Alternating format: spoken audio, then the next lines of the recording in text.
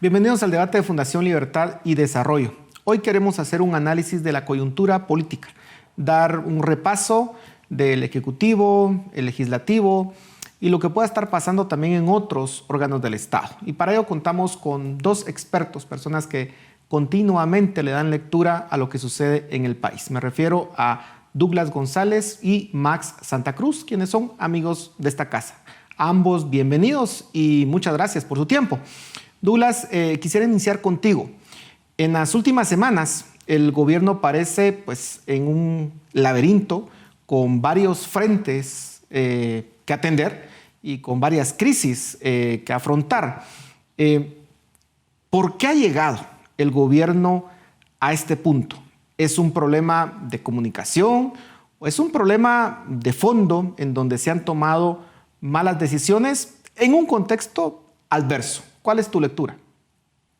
Así como aquellas preguntas de selección múltiple que al final tiene una opción que dice todas son correctas, ¿verdad? Estamos ante la presencia de quizás una crisis de conducción, es decir, que no está claro el rumbo que lleva el país, pero tampoco está clara la gestión. Hay una crisis de gestión también. Hay temas estratégicos de un gobierno, sobre todo de un gobierno con un corte socialdemócrata que deberían de ser un signo claro de sus políticas, y me refiero con ello a la política social, por ejemplo, eh, y al tema de seguridad y al tema de infraestructura, que son los tres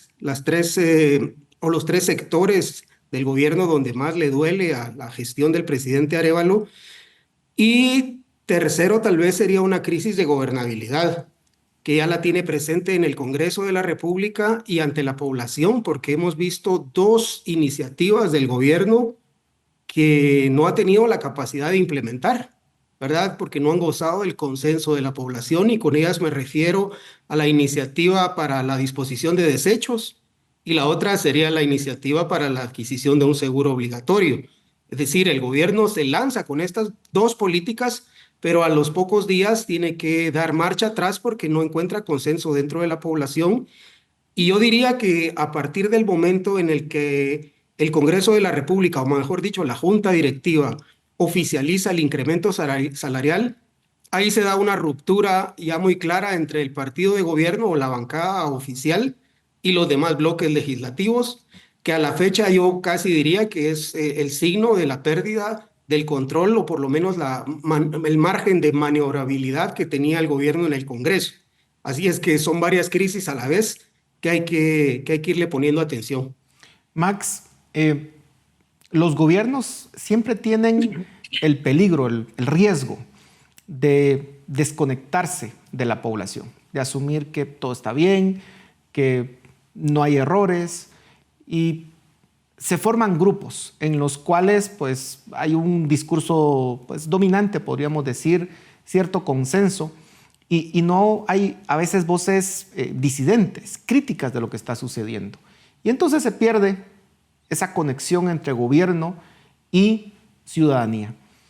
¿Le está pasando eso al gobierno actual? ¿Se está desconectando de la realidad del país y por eso pareciera estar tomando decisiones tan erráticas? ¿Cuál es tu lectura, Max? Yo creo que es parte de lo que Douglas nos apunta en su intervención, con un agregado de algo más, y es el hecho de que tal vez, en primer lugar, Semilla nunca estuvo preparada para el momento que le llegó en la historia de gobernar un país. Ellos apostaban a otro espacio de participación política que era más dirigido a una bancada fuerte dentro del distrito metropolitano que pudiera permitir a partir de ahí generar una oposición al gobierno que estuviera y que fuera electo, y con ello poder construir una plataforma en 4 u 8 años. Empezando de ahí, puedo decirte que la planificación estratégica que debería haber tenido el gobierno realmente no existió, y eso es lo que imperó fue que tuvieran que improvisar incluso en el armado de cuadros que no estaban de todo preparados para poder armar un gabinete que pudiera responder a la confianza del presidente y que pudiera de alguna manera seguir la línea de la propuesta electoral, que principalmente era el combate a la corrupción, aunque después paró siendo casi que en paralelo, en el mismo nivel de importancia, lo que supimos sobre la destitución de la fiscal, en un tema ya casi personalizado entre el presidente y la fiscal, en donde se empezó a hablar esta temática de golpistas y no golpistas. ¿Y por qué digo esto? Porque pareciera ser que hasta la fecha el gobierno sigue gobernando, valga la redundancia, para sus afiliados, para las personas que creen que son las que votaron por Semilla, y extiende esa amplitud de la aceptación, entre comillas, hacia quienes votaron por la propuesta de Semilla sin necesariamente ser afiliados al partido o que votaron solo por el antisistema. Y entonces cuando esto se da, resulta que el presidente tal vez incluso no ha podido de alguna manera prescindir de un grupo de personas que le rodean, como bien señalas, en donde empiezan a hablar sobre muchas cosas interesantes que son más bien dirigidas hacia decirle, presidente, todo está bien, vamos caminando. Los que se oponen a lo que usted está diciendo son los golpistas de siempre, los que no quieren que Guatemala avance, los que no quieren que Guatemala salga adelante, son los que le llevan mal, pero la gente y el pueblo está feliz con esta historia, y eso no es cierto. O sea, nos damos cuenta que realmente la preocupación del ciudadano sigue latente en muchos órdenes de infraestructura, de gobernabilidad, sobre la respuesta de un Estado que debería ser eficiente y que hoy en día es un Estado sobrediagnosticado. Y hay mucha gente que le sigue haciendo daño al presidente y al gobierno desde el manejo de esa temática. Douglas, debería de haber un cambio en la forma en que se ha gobernado hasta el momento de parte del gobierno, y no solamente un cambio cosmético, sino también pues un cambio más de fondo en cuanto al análisis que se hacen de las decisiones que se van tomando y a las políticas que se van implementando. ¿Crees que es esa la solución o cuál es en todo caso? Parte mucho del diagnóstico que mencionábamos antes de hasta qué punto tanto el presidente como su grupo más cercano tengan de lo que ha pasado en el país. A mi juicio, lo que sucedió en el mes de marzo, que recién terminamos, es un punto de inflexión en el gobierno, porque da muestras de un agotamiento ya del gobierno de manera muy prematura, ¿verdad? Estamos viviendo tiempos políticos que uno estaría pensando ya por el tercer año, 2 años y medio tal vez, y esto lo estamos viendo en el mes número 14. Así es que sí, a nivel de la cúpula de gobierno y de quienes más se hacen escuchar por el presidente, tienen una lectura de que esto es así, pues lo que indicaría sería solo dos caminos. Optar por cambios graduales, ¿verdad? Asumiendo los riesgos que esto lleva, que van a ser crisis recurrentes como las que hemos tenido, o bien apuntar por un golpe en el timón, ¿verdad? Que también tendría que verse reflejado en algunos cambios en el gabinete de gobierno. Primero, cambios más ejecutivos que le lleven más oxígeno y que viabilicen las políticas y las ideas que estoy seguro que el presidente tiene, pero que no logra concretar, materializar en la calidad de vida de la gente, y también oxigenarlo en el sentido de apelar a otros sectores de la sociedad que incluso le han ofrecido el apoyo al presidente. Yo diría, no he visto yo otra ocasión de la historia en la cual sectores grupos de diferentes sectores y expresiones políticas le hayan ofrecido tanto apoyo al presidente, y hasta el momento no he visto que los haya escuchado. Max, uno de los puntos críticos en estos momentos es la seguridad. En el 2023, el número de homicidios bajaron. Y se continuó con esa tendencia de mejora en la seguridad, a pesar de la narrativa que se quiso implantar desde distintas cuentas, Net Center, de que la situación estaba crítica y que estaba grave.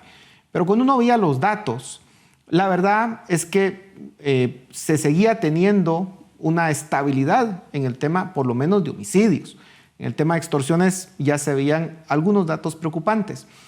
Pero enero, febrero y muy probablemente por lo que estamos viendo marzo, pues hay un cambio, hay un aumento en el número de homicidios.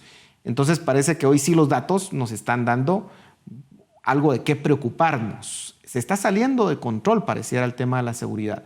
¿Qué acciones se tienen que tomar ahí para lograr retomar el camino que se traía, la tendencia que se traía de la reducción en el número de homicidios? Es una buena reflexión, y sin duda yo creo que tenemos que pasar del discurso de lo que la gente habla, percepción, con la realidad. La realidad hoy en día involucra a los guatemaltecos y estalla en la cara cuando todos los días escuchamos de actos que no solo van con la parte de homicidios, sino que tenemos que entender incluso que lo que acaba de pasar en Aguacatán, o lo que pasó en San Vicente Pacaya, son resultados de una convulsión social que empieza a generarse por una serie de detonantes que tienen que ver con la falta de gobernabilidad, como bien señalaba Douglas, o tiene que ver con la falta de la capacidad de la presencia del Estado en el sentido de la aplicación de la ley en donde le corresponda. Pareciera ser que estamos como temerosos de la acción y de repente nos enfocamos en cosas como, hay que decirlo, como este famoso tiktokero o este influencer colombiano, y sale el ministro hablando de las motos, cuando de repente estaban matando a un oficial de policía que estaba tratando de rescatar a un niño. Entonces, hay una gestión que debe ser revisada por parte del gobierno en el Ministerio de Gobernación. Recordemos que uno de los detonantes también de la violencia o de los focos de incomodidad que se ha manejado durante el último mes fue el tema del seguro obligatorio que viene del Ministerio de Gobernación. No sé si el presidente se va a animar a revisar la dirección de la cartera porque se considera que el ministro es una de las personas claves o importantes de confianza del presidente, pero sin duda creo que es un elemento fundamental para la gobernabilidad, que el ciudadano por lo menos se sienta seguro. Y cuando tiene puntos de comparación con lo que sucede en El Salvador, aunque no me pueda gustar el modelo de lo que se implementa allá, pues realmente la comparación parece detonarle en la cara al gobierno actualmente, junto con las otras situaciones que se dan, como el tema de la infraestructura, el tema eventualmente de los bloqueos, las huelgas, el Ministerio de Salud que a veces no responde. Es decir, yo creo que ese es el resultado de muchas acciones o la falta de la toma de acciones en lo que estamos viendo hoy en día. Douglas, les quiero plantear el tema de los bloqueos. Tuvieron un alto costo para el gobierno, porque la medida, en el caso del seguro obligatorio, pues aquellas personas que estaban en contra del seguro, pues obviamente manifestaban su rechazo, pero también había un costo en el sentido de que las personas que sí estaban de acuerdo con el seguro, pero que veían que el gobierno no hacía nada con el tema de los bloqueos, pues también al final terminó desilusionándose de alguna forma o pues desaprobando la lentitud del gobierno para actuar. ¿Qué tiene que hacer el gobierno? Porque pareciera que ahora hay bastantes grupos que están diciendo, bueno, ya sabemos cuál es la fórmula para ser escuchados, hacer bloqueos. Y entonces esto puede llevarnos a un escenario de caos en donde cada grupo va a comenzar a bloquear semanalmente y el gobierno cede con tal de no tener que enfrentarlos. ¿Cuál es la mejor estrategia, Douglas?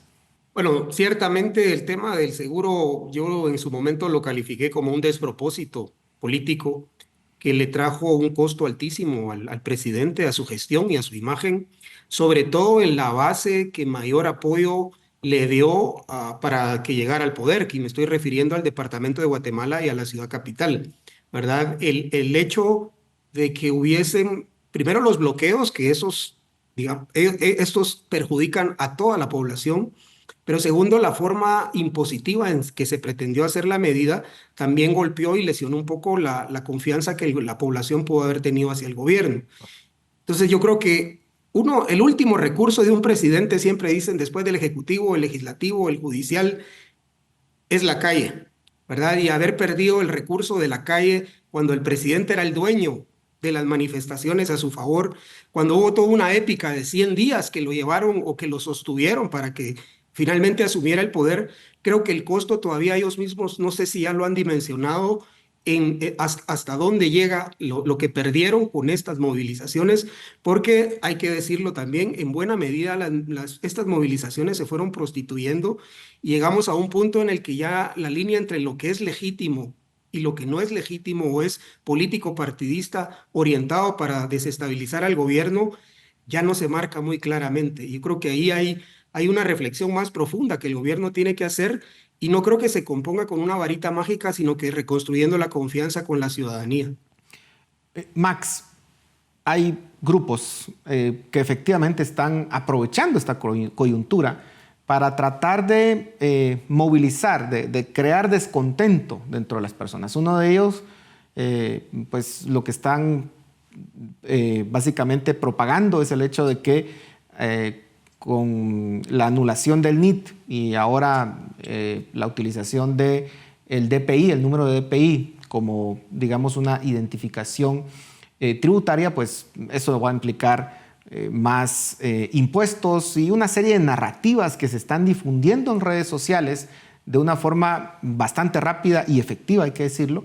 Y eso, pues, por supuesto que suma a este ambiente de desestabilización. ¿Cómo tiene que afrontar el gobierno esta guerra mediática que se está, pues, gestionando desde distintos puntos y hay que decirlo, incluso de posibles candidatos presidenciales?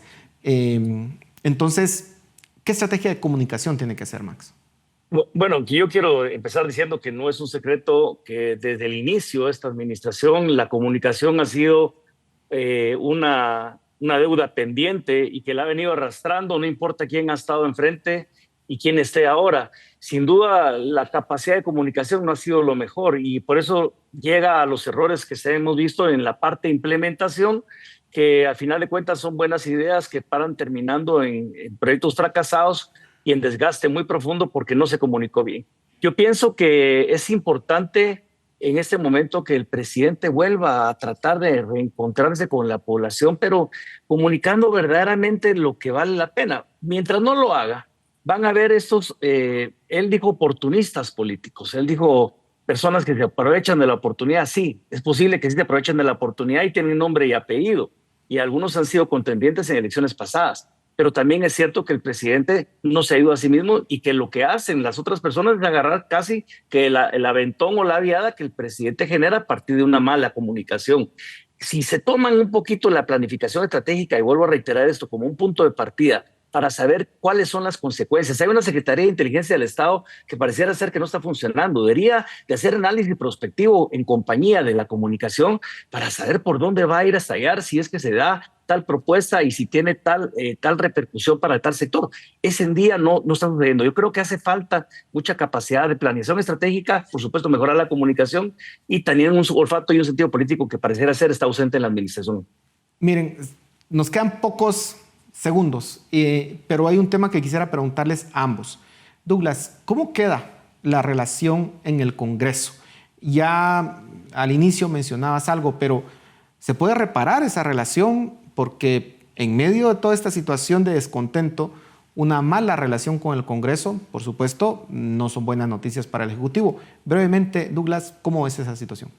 Bueno, sí, yo soy un fiel creyente que la política es el arte de lo posible. Sin embargo, los incentivos que hay hasta ahora son para que haya una separación del gobierno del Congreso con el gobierno, mejor dicho, e incluso podríamos ir hacia una próxima crisis institucional en el Congreso, porque a raíz del incremento salarial, varios de los diputados están inconformes con la decisión de la Junta Directiva y se habla incluso de deponer a esta actual Junta Directiva, colocar una nueva Junta Directiva que sea mucho más opositora al gobierno.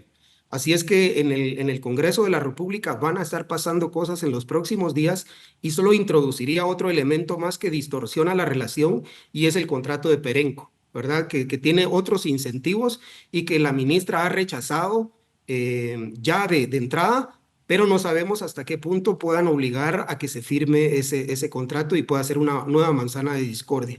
Max, terminamos contigo. El análisis de esa relación Congreso-Ejecutivo.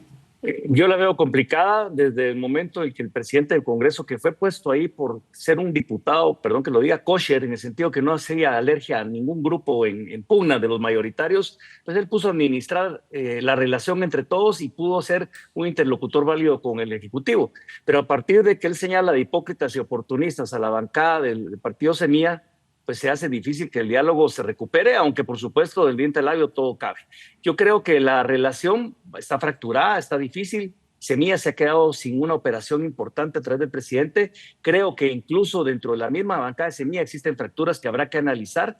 Veremos si la relación de Samuel Pérez es la misma que tenía con Bernardo Arévalo al inicio de la gestión o es distinta, o que otros actores asumen esa responsabilidad y ver si todavía cabe ahí un espacio para poder hacer el planteamiento de alguna propuesta que sea del interés del Ejecutivo y que cuente con el consenso de las demás bancadas. Bueno, se nos ha terminado el tiempo, pero muchísimas gracias a ambos por su tiempo, su análisis. Esperamos que el gobierno pueda reflexionar ante estos puntos de inflexión que parece que está pasando en estos momentos. A ustedes en casa, muchísimas gracias por su atención. Nos vemos la próxima semana.